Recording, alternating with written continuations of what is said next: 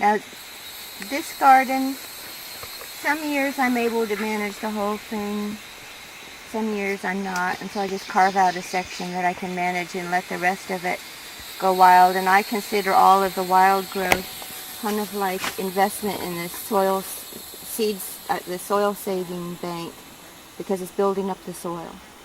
So I let, like over in that section, I'm planning on growing wheat in the fall.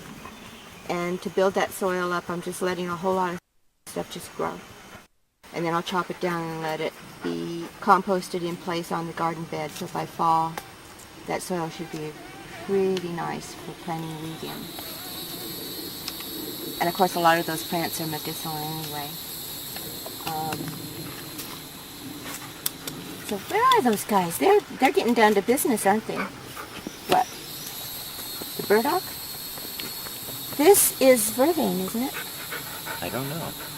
Vervain is one of my new big loves. I didn't realize how much it did, but I want to confirm that it is indeed Verbena officinalis. I'm pretty sure it is.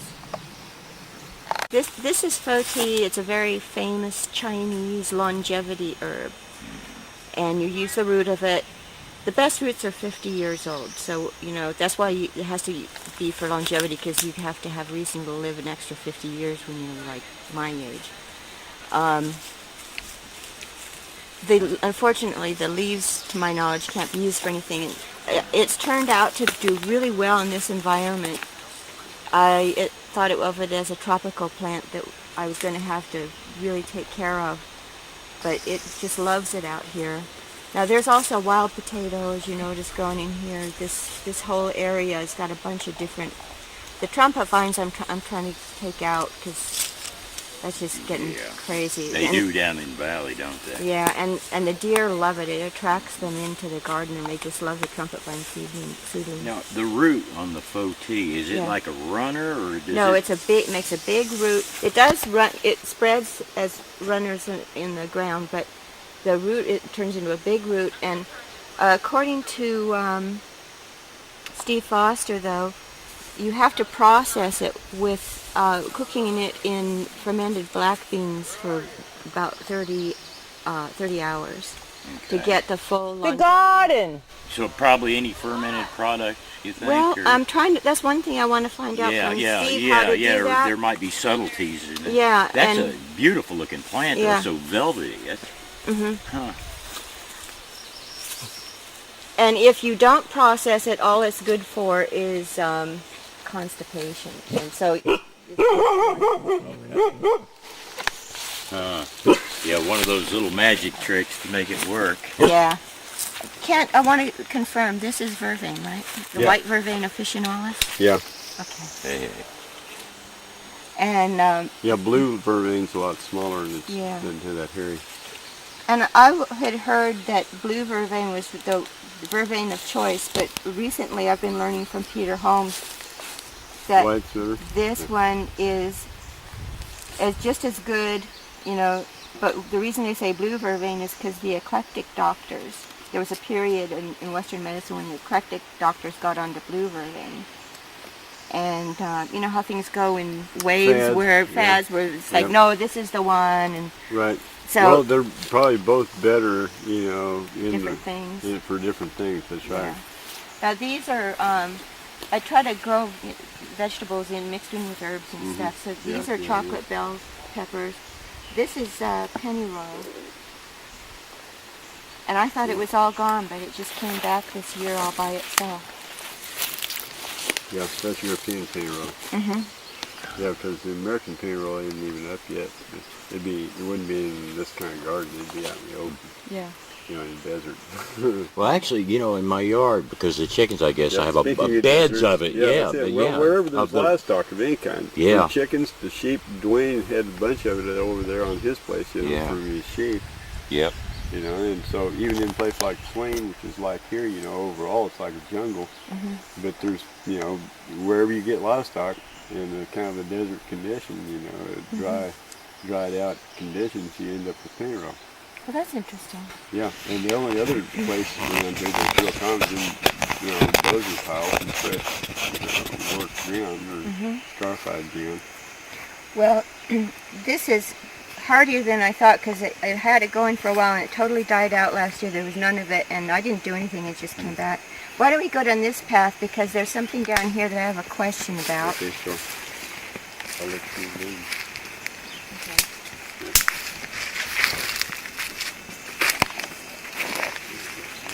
And of course, in here's Jerusalem artichoke, and I've got the evening primrose all over because I want to experiment with using the seed as a food for the oil.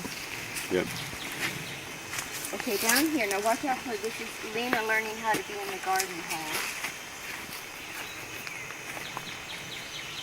Yep. Sage. Dog cat. It's better to have the dog stay in place to do that. Yeah. Get out here, so that's good. No, I've got a lot of purslane growing here, but where is it? There's oh, don't tell me it's down. This is Hopi red dye amaranth.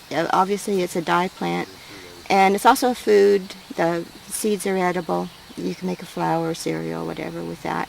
And it's just started growing wild in the garden. So it just decided to come up here in a patch, and I said, okay, if that's what you like, go for it. This is evening primrose, and pretty soon it'll send up a beautiful flower stalk of yellow blossoms, and that's going to make a nice seed for an oil food. And down here we've got orange glow watermelon, and obviously that's an orange watermelon, and here we've got the mullein in bloom, and I need to be picking these flowers now and drying them or making an oil and getting some of these leaves saved. There's purslane growing in here, right down here. And it's a really great medicinal herb. And dayflower, right there. There's, I don't know if you can see it, but we'll go around that way. There's wormwood and red sage called, do you see the purple sage flower there? That's also called dong shin. It's a Chinese heart tonic and antidepressive.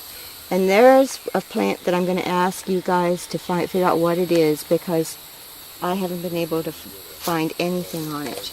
That beautiful silvery plant with the maroon flower, we need to figure out what that is. It's too pretty for words. I have no clue what it is.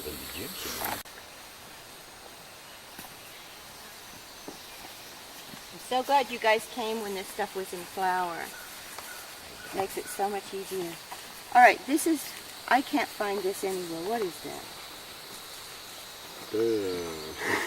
It's really commonly planted in gardens. It's at Wilson Park in Fayetteville. Isn't it in the, It looks floxy, doesn't it? But it's yeah, not. It's not. but it's not, I think it's in the, what is it, the Caraphyllaceae family? Like a fire pink or Yeah, something? it's kind of. Which one? Those back there? Yeah, this The one. rose campion? Yeah. Yeah. Rose campion? I've heard it called Yeah, that. you're right. It's silene. It's an old time thing. That's you yeah, should- Celine. But it's it's a different version of it. Is it Yeah. medicinal? It looks like a garden variety. Yeah. I think it's probably just for the flowers. This is a sign, Yeah. That's probably what. But it could easily be, I mean, silenes in general can be, can have medicinal. Has that medicine look good, doesn't it? What happened here was I had ordered some pyrethrum chrysanthemum to plant, and this is Chewy. You watch it, buddy. You're getting out of line, stepping on stuff. This is the seed that grew from it. Obviously, the wrong plant. It was a mislabeled seed purchase. The first thing that comes to mind with wormwood is how it gets rid of parasites in the digestive tract, right? Yeah, And that's what its name is for. mm-hmm. It's And- a bitter. Yeah, it helps the liver. It's a detoxifier. It's an antidote to poison. It's one of the plants that supposedly cures mange in animals. Externally? Yeah, you put a wash on. Other comments? Yes, there's a real scary part to wormwood too. There, the goth You know comes that. out. Right. Well, no, the Yep, fact is sure enough. the French liqueur absinthe Yeah. is made from wormwood, and absinthe is one of the most dangerous nerve poisons of about anything that has been invented. So much so that absinthe was outlawed in France and several other countries in Europe. Right.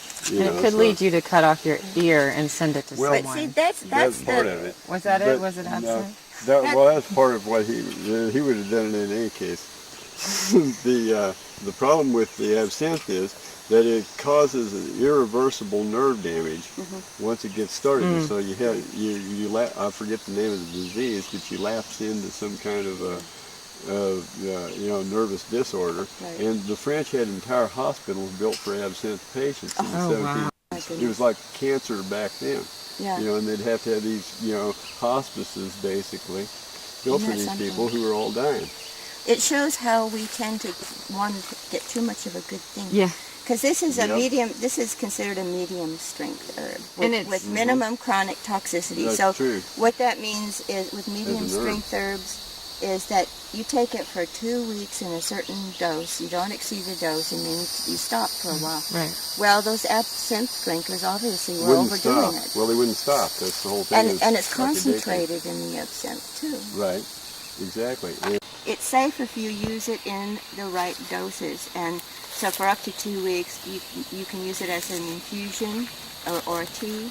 You can make a tincture out of it, and you have to study to learn the strength of the tincture and what dosage to take, and you just don't ever do it for more than 2 weeks. So you don't do the- sustain it. Yeah. The leaves or the Above roots ground- or the... above ground parts. Above ground part. And you can use them fresh or dried as a tincture or a tea. Yeah. And the species, it's Artemisia, the species is what? Now, what you're looking at here is my attempt to have at least one area of the garden that isn't overrun with turtles and deer and rabbits. And so all of this stuff over here, like the deer were jumping over the fence on that side. So I know that the white is scary, and this is like definitely ugly for a deer. And so I've made an ugly factor that is scary ugly factor, and the deer have not come in over the fence since I made it ugly. Is motherwort? Yeah. Oh yeah. Oh, which is Leonaris motherwort? Yeah. Cardiacus. Yeah. It's a cardiac depressant. It's good for overactive thyroid. It brings your thyroid down. It's also a woman's herb for regulating menses And for, and for menopause. Good stuff. Yeah. And again, that's the above ground parts as a Yeah. fresh or dried tincture. Here's some tea. babies that are just getting going. There's some stinging nettle next to it, and there's stinging nettle. I used to be really worried about stinging nettle, but I'm not anymore. I got bit by it a few weeks ago. Pretty bad, and just blistered up instantly. The only time ever. Yeah. One of the things about stinging nettle, though, is whatever plants that it's growing by, it enhances their medicinal properties. So I like helps to. the soil too. Yeah, It it really does. enrich the soil. Yeah. Although I Usually generally grows it. cut it down before it goes to seed, so I have to constantly watch it. And then, do you guys know what this is? Stevia. That's fantastic. I've never had it fresh before. How exciting. Well, now, isn't that something? Wow. This is really exciting. Comes back from the Very roots? sweet. I should have warned you, I suppose. Wow. Does it come back from the roots for I you? take it inside it in the wintertime. Awesome. Wow. Oh, you And can't then- beat that. And the deer like it. That's why it's in the deer That is food zone. unbelievable. Yeah, they like all the good stuff. Well, now, I've never seen that. Isn't that a wonderful little thing? That is totally cool. And stevia is supposed to be good for your pancreas. Okay. It doesn't raise your blood sugar, even though it's sweet. It's one of the only things that I know of that does that. Okay. So it's really good for diabetics and for people just generally watching their blood sugar, trying to keep it from spiking up. Well, it tricks your tongue, doesn't it? Yeah, it does something. Wow. Dookie bean, alfalfa, comfrey, blue speckled peppery, strawberries. There's asparagus bean. There's an Italian pole bean over here called purple violetto.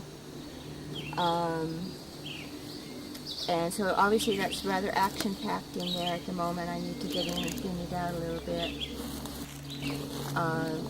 There's also just a common ragweed, which Yes. is ambrosia, which Yes. is actually quite medicinal. It is, yeah. So I don't mind it growing. And there's also horseweed. You know, you'll see that scattered, and that's an amazing medicinal. Which one is that? In front of the ragweed, there's it looks like a spraying fountain upwards. And that's just an amazing plant. It'll stop, one of the nice things about it is it stops hemorrhaging of the stomach and the bladder and the bowels and nosebleeds and stuff like that. And it's also good for diabetes. Oh, this is the mystery plant, and it's not really going yet. But I have a lot of this, and I can't figure it out. No. Yeah. Oh, and here's another one right here. Okay. What is this? Well, let's see if I can check the price of these. I think you're right. You could take a whole plant if you all want. I need is one leaf, and you'll see that it's got milky fat. I was Oh, thinking okay. milkweed. Euphorbiaceae. You think it's Euphorbium? euphorb? You don't Yeah. think it's Yes, Asclepiadaceae? Okay, this is daisy fleabane. It's a real common aster-type flower with these little tiny white fringed flowers with a yellow center. And it was called fleabane originally because it was used for bedding for animals. Because, it tend to repel fleas and, other parasites and stuff. So I should have this in the house. Yeah, it wouldn't hurt for dog bedding. Just someplace, just make a mat of it or tie it up to where it's not going to spread out everywhere. Right. Yep, that might work. I like it in the garden because I notice it's an insectary plant that helps is. bring in the beneficials. Plus it's pretty, Right. It is. And as I understand, it's also another one of those common cold and flu type Yeah, I've got remedies. some of it on the cards too. We can look that up too. Okay. Is it the same genus as Canadian fleabane? Yeah, Okay, which It is is. Orangian? Or, yeah, and this is the same genus. I'm sure of that. But all these fleabanes are like miniature asters or daisies. Now, and then down here, growing amongst all of this is Out from me, it looks like. this is Or going to be no, really that's not. tricky for you guys because you're thinking herbs, and this is like a Sweet potato, yeah. Yeah, that's right. And then of course Sandy here, soil, for sure. here we've That's got the Ipomoea that I was looking at. It's Yeah, Standard the- joint flower. and this. I love this plant, but there's just a little bit too Well, much. they'll choke anything Yeah, they're in reach they- of. they sure That's the will. problem. So you gotta keep DMZ zones of those Yep. away from everything else you're trying to cultivate. That's right. And I just love them, but I'm sorry. I've got a few plants that I can let them go on once I get to a certain stage, like scarlet runners, pole beans, and Yeah. stuff like that. Christmas pole beans. Once they get up, you can let the Ipomoea try to catch them, and they won't. It's a little bit past its prime, but this poor man's pepper, like as it's called, pepper grass, it does have medicinal qualities. However, what I really like it for is as a seasoning because it replaces pepper and it's got its own. You guys can you've tasted it before, haven't you? It's just got a really nice flavor to cook with. It's in the Brassicaceae family. It looks a lot like shepherd's purse. Yeah, Yeah, it it's They is. grow very similar. Yeah. Except shepherd's purse has a little heart-shaped seed pod. And there's, if you notice, there's shepherd's purse growing up by the house. And I was going to tincture some of that, but I changed my mind because there's other stuff that's more important to tincture than shepherd's purse. Yeah, well, it works really good as a tea. dried Yeah. it. And when is that the things that get stuck on your clothes? What? No. The shepherd's purse? I don't think. No. What is it that gets stuck? That's beggar's It's- lice or Beggar's lice, yeah, because beggar's lice looks like That's Barbie the- doll sunglasses. right. That's those bird's foot trefoil that we were seeing up there. You know Weber was talking about. They call money plant. The new plant for me that I've just got this year, it's a food plant. That's a tropical food plant, but people also grow it as an ornamental because apparently it's really beautiful when it gets going. But people haven't used it very much in this country. I think it's more Caribbean, as I recall. Tape the head? Yeah, I have to put something wrapped around the neck of the head where the stem meets the flower. Oh, really? Because there's a beetle that chews right there, and the heads just come off, and they don't nothing. Have you guys ever had that problem with sunflowers? Yes. What do you do? No, I watch Wow, them this die. is good stuff. Yeah, that's it. Usually Yeah. start over. Some make it and some Well, don't. what I found works is if I put like duct tape or even a sock or a pantyhose or something and wrap it right around the head there, the beetle can't do anything. Okay. And but the trick is getting up high. So maybe sometime, if it's possible, while you guys are here, if somebody could kind of pull the plant down gently so I could reach it and wrap the head to save it, that would be nice.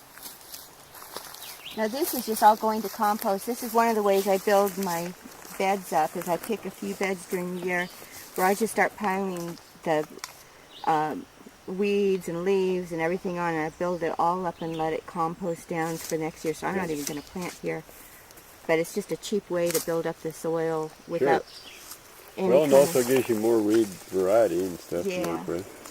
So yeah. it's antidotes poison. You can make an ointment or a lotion out of it to rub into painful joints and stuff like that. It's also an hormonal balancer. Yeah, I know that the Mayan use it quite a bit, and Do just they? in traditional Mexican folk use, they like it for women problems. Well, yeah, and this was one of the wise woman's herbs from Europe that they really relied on. You can get contact dermatitis, some people from handling it, but I haven't really had that problem. And it's good. The Romans used it in salads, and I sometimes stick it in fresh leaves in a salad, and it tastes pretty good. You guys ever eaten it like that? The name of it is? Ruth. Ruta graviolas. It's got a nice flavor.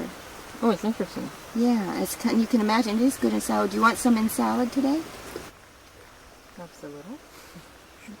Not a whole lot. Yeah. But Yep, Just you're right. It's a good taste for as far as kind of It reminds me of beer. something. I'm trying to. this herb also helps with depression. It helps with, as I recall, it helps with seizures. I mean, those will survive where nothing else will crackle. Is this what you were talking Oh, no, I about? was talking about the dock. I didn't want to see you. Oh. No, I'm Where are sorry. you pointing? I thought you were pointing at the dock. This plant right here. Yep, good one, good one. You know what this is, yes? No.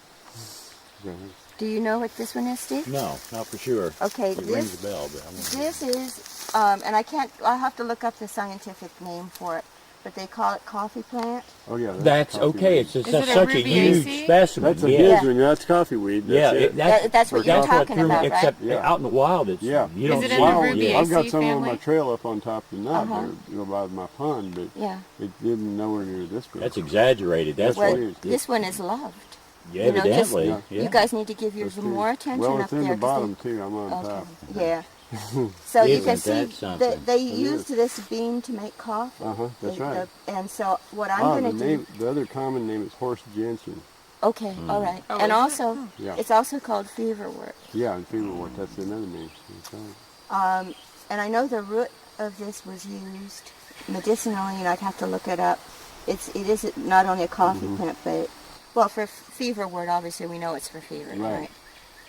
But And it's a perennial, Yeah. so I'm going to grow a whole lot more of this. yeah, but the seeds eventually turn real bright orange, Yeah. and they're hairy. they got white hairs all over the seed itself, so it makes a really neat seed when you first grind it.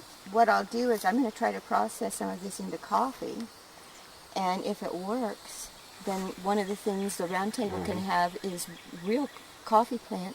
Wild coffee plant. Arkansas wild coffee plant. Imagine what ideas we'd come up with. Yeah. Yep.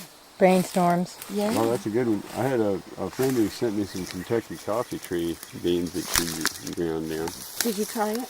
Yeah. Okay, this is Pleurisy root, and it's one of the plants that is extremely helpful for any kind of deep respiratory infection. This is Pleurisy root right here, not this part. There's a little briar that's been busting in on the action, but this flower right here is a good shot of it.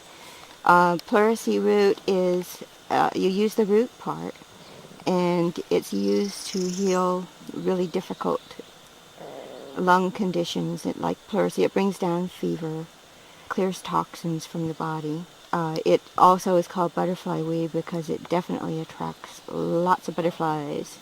And you guys want to talk about it?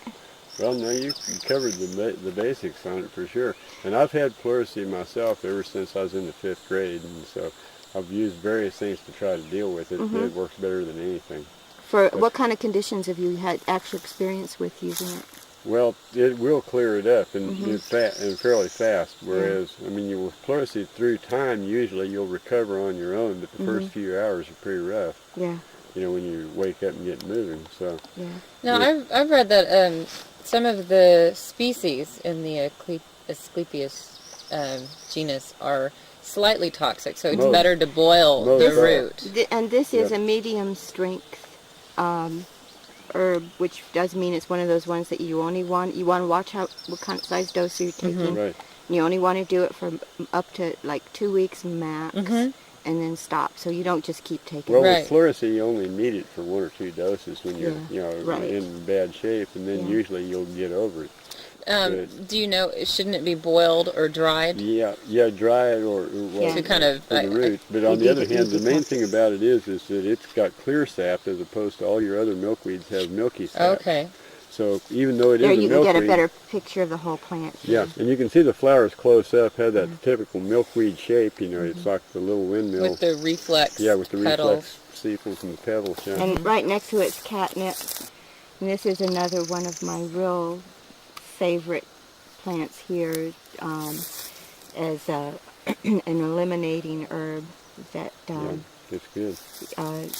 will stimulate perspiration, take down fevers and colds and flus. It is a tonic for the nervous system. It's sedative. So if you're sick with a cold or flu and you have, for some reason, some kind of emotional stress going on, this is one of the better plants to be using to bring that down because it will act as a sedative on your system at the same time that it's dealing with the cold and flu. And traditionally what they did, this was a big herb with the Shakers. They relied on this for healing those type of respiratory infections. And basically you just drink it's important to drink the hot infusion at night before you go to bed. It's used to lift the spirits. It's got some antidepressive qualities to it. And it's a chi tonifier. It circulates chi. As I recall, it tonifies the stomach chi and intestines chi.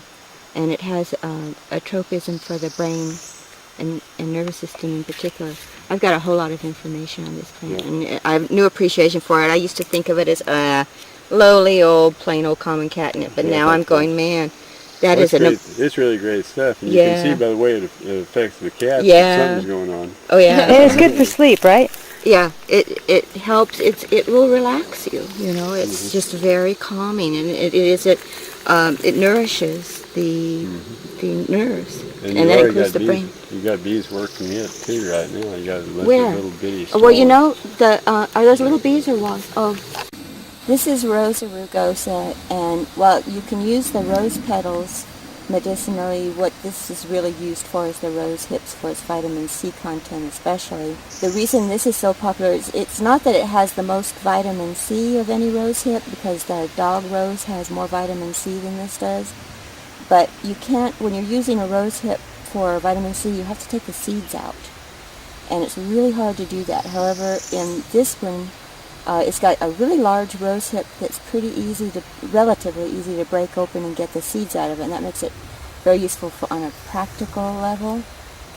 And another nice thing about it is that it's a no-care type of a plant. Yeah, it's that low maintenance. Yeah, it's like, it doesn't care, it's just got a life of its own, it's very independent.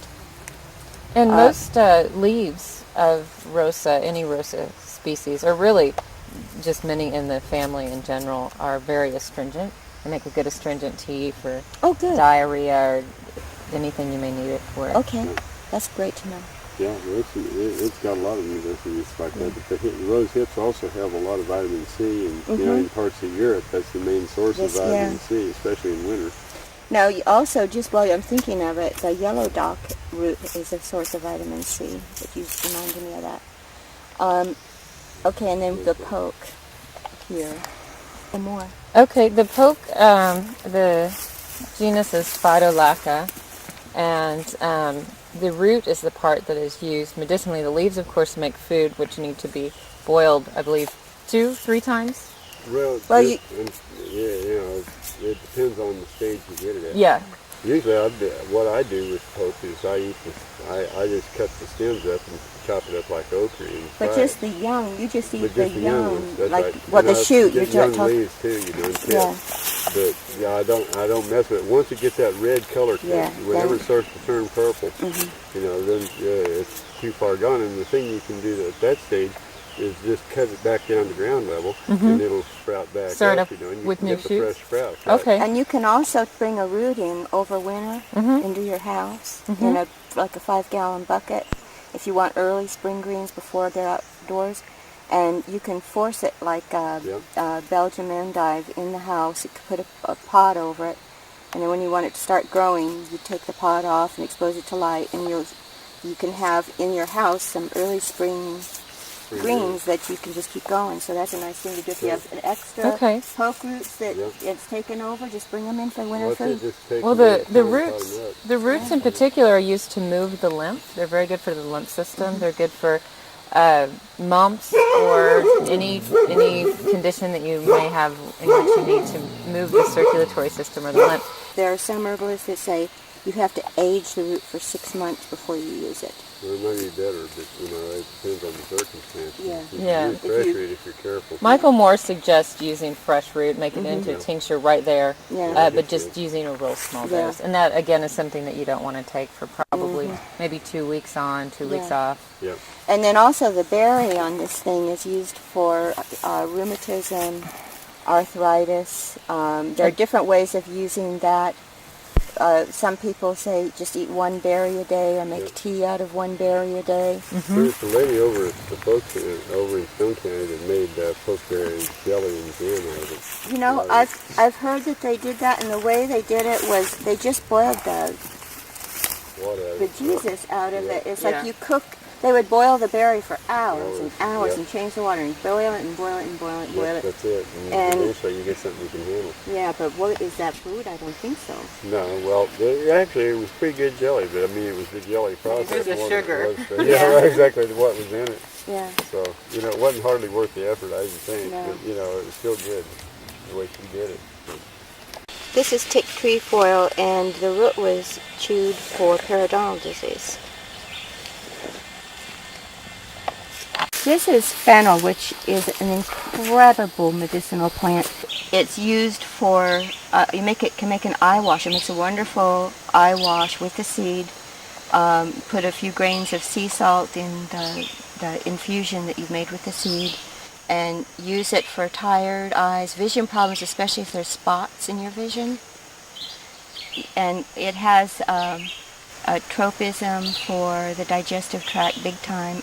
But it also, you know, so many of these plants also cure colds and flus and bring fevers down for different reasons. And this is one of them that does it, and it's a detoxifying plant.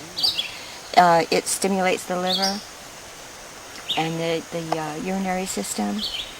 It's one of my new favorites. Oh, and then wild lettuce is right next door. You guys want to talk about that? Which kind of wild lettuce is this? There's different kinds. Yeah, that's probably tall lettuce. Is that what it's called? That one is for sure. But that's the name of it, is tall lettuce. It is. Okay. And it gets up to about that size. No.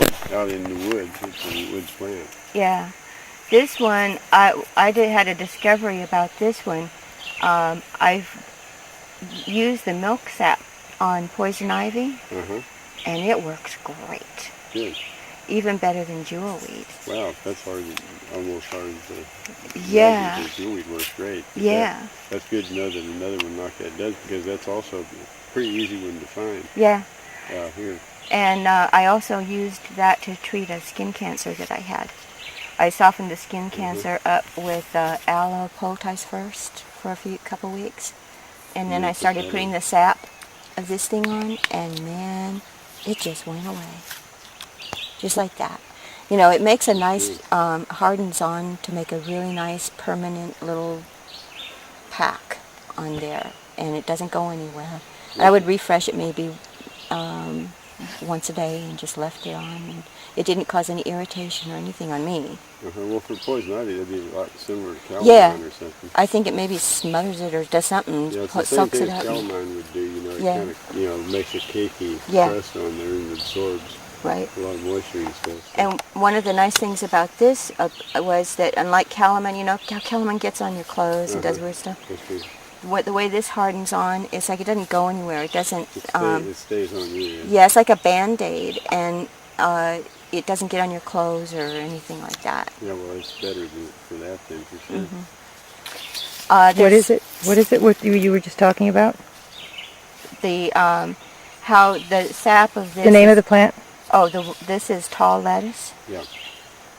The deer like it too. I find a lot of these chopped off to about here. They eat them down. Is one of the few things that will get rid of scar tissue.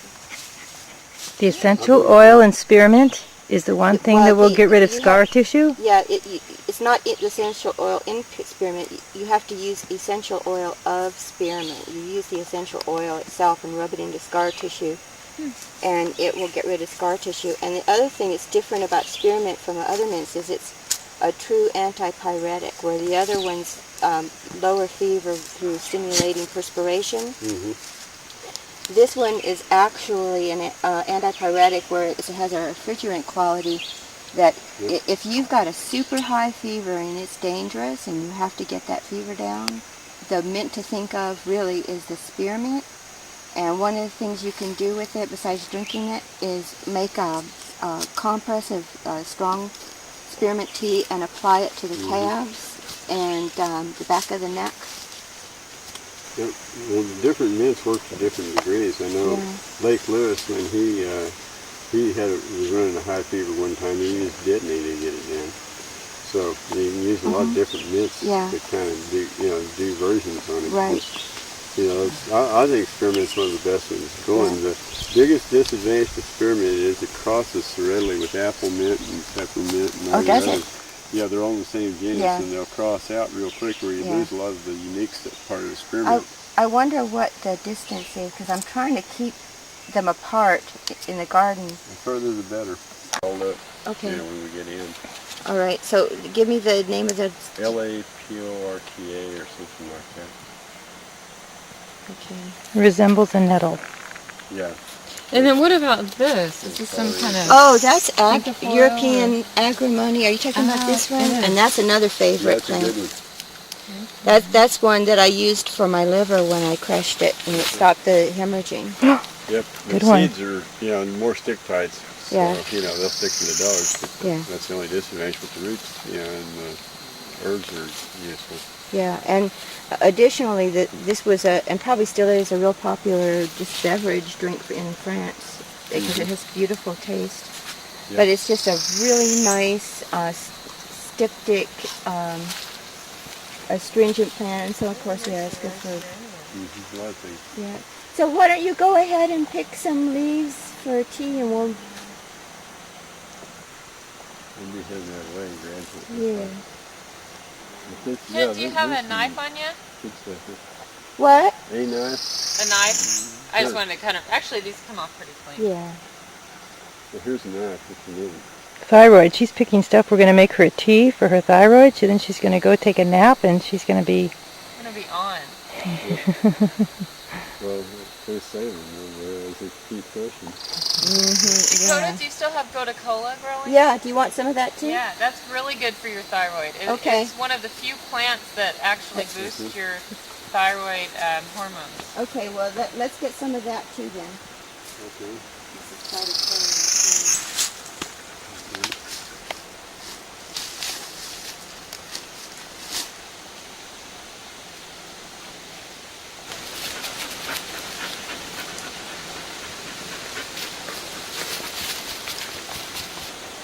One of the things about Gotu kola is that it has compounds in it which will cure leprosy. Overall, it's very good for the skin. Yeah. Just all levels, like rebuilding new skin, cartilage, tissues. Yeah, and it's also good for the brain. It's used in Ayurvedic medicine to keep the brain young. It is. It's good for the capillaries. It tonifies all of the capillaries. It's good for if you have vein problems in your legs, or any kind of circulation problem in your legs. They recommend Gotu kola. This one I have to take indoors in the wintertime. However, some of it does survive over winter in leaf cover. So that's from India. And that one is Centella asiatica, but we have a native one here that is Centella erecta. And is it what used? I've been trying to figure out is exactly that, if it is similar to the asiatica. There's also hydrocodal, which is a very similar related genus.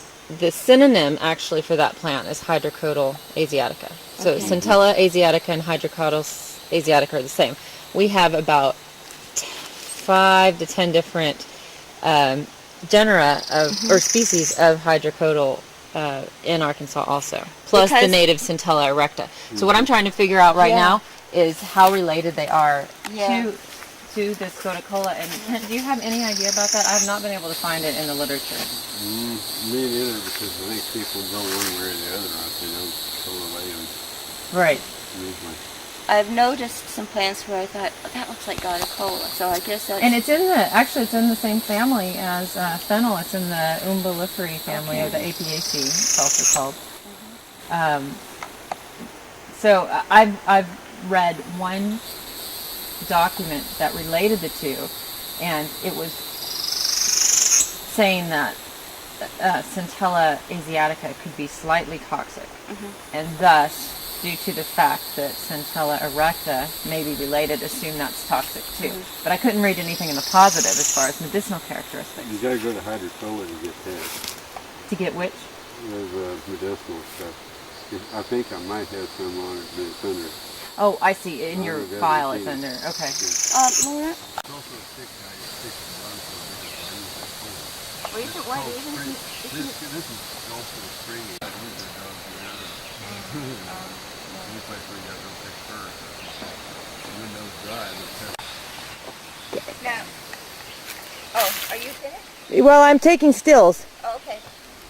Just go ahead and talk. Say whatever you want. Now, Kent recommended that I let the red grape. Isn't there a red one too, though? Well, yeah, there's a couple of them. Here, this is a really kind of a nice shot with the elderberry. floors, The the That's a real good root.